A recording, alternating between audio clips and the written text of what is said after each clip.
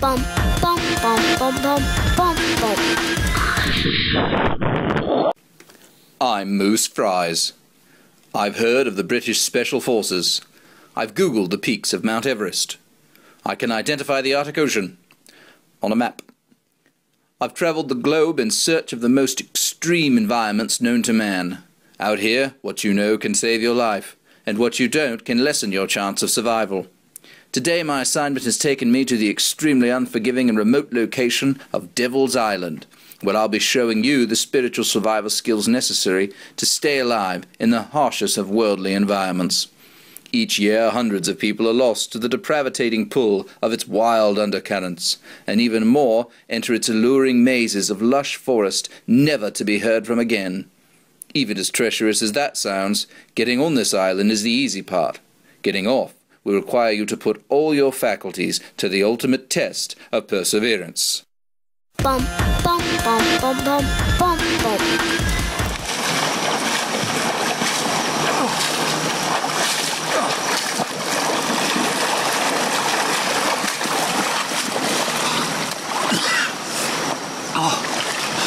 Very often, when you come to a place like this, it's hard to remember how you've even gotten here. The confusion and disorientation are just overwhelming. I don't know if you can see, but just right over there, that's where we've come from. The currents around here are quite strong. As soon as you hit the waters, they just grab you and pull you towards this island. It's almost like there's something in there after your very life itself. 2 years ago, 3 fishermen were out in these waters, fishing from a canoe. They cast their nets in and left them for quite some time, sort of testing the waters around here. When they began to pull in the harvest of their labor, they found a spot more resistance than they expected. Their nets had been caught in an undercurrent, and it began to spin round and round and created almost a whirlpool that then opened up and pulled them right to the bottom, like a bit of dirt down a bathtub drain.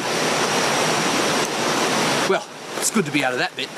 Now, the good thing about a place like this is you've got plenty of warm, dry air. So I'm just going to strip off and let the ocean breeze do its job. You don't want to go traipsing across the island all wet. As your clothes dry, the salt from the water will remain in them, and it will draw the moisture right out of your body. You can lose as much as 2 litres of water an hour like this. So the first thing you'll need to do is get your clothes dried properly. I'll use these branches that have washed up on shore and my shoelaces to make a structure I learned of through my military training. Though the beach looks calm, the currents here are incredibly strong. They're also very deceptive. They seem to pull from several directions all at once. If you get pulled under here, the current will spin you rapidly round and round from all sides. If you do manage to break free and swim off, you're likely to be so mixed up you could start swimming in the wrong direction. Down can easily seem like up. What you need to do is use what little voice you have left to cry out.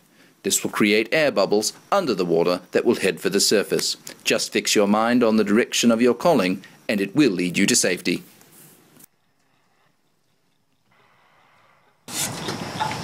Right then, let's go.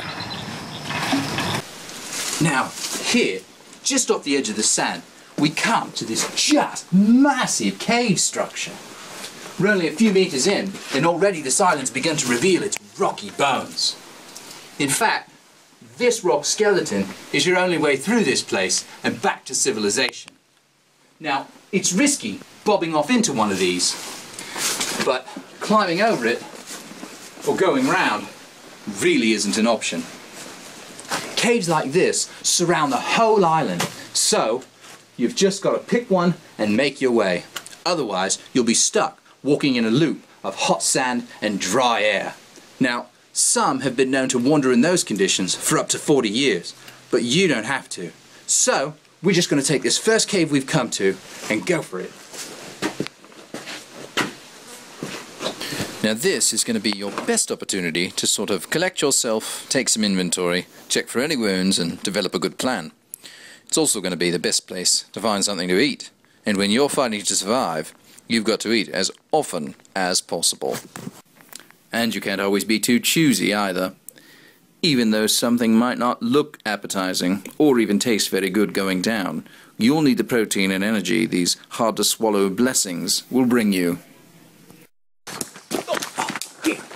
Here we are. This is perfect. Now this is what the natives call a faith bug. Now, we can tell it's a faith bug because it has this full body of doctrine just behind the head. That's what makes it recognizable to us, because it has this full collection of a body and the same markings as it always has. Now, the other bugs around here are sort of like a chameleon bugs. They just change to fit to their surroundings. And they evolved into this sort of unintended wiggly thing. Now, those are quite poisonous. If you grab a hold of one of those to eat, it's going to make you quite sick, or might even kill you. But those are easy to spot because they're very often brightly coloured, loud, and have no adequate defences. But this guy, as you can see, is the same as he always was. And just underneath,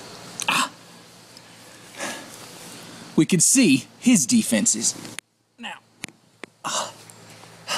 this area of the bug is called the gospel region.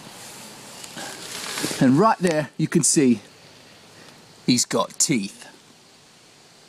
But we're going to be okay because, as you can also see, the gospel only goes one way.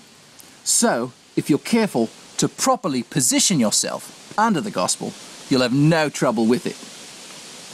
But if you try and twist it all around and find a different angle, it's gonna bite you.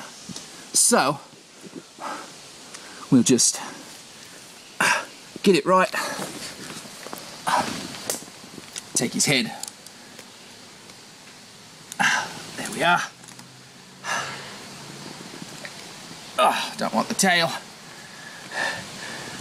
Have a go.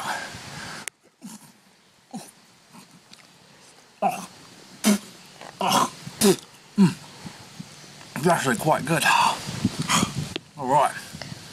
Bum, bum, bum, bum, bum, bum, bum.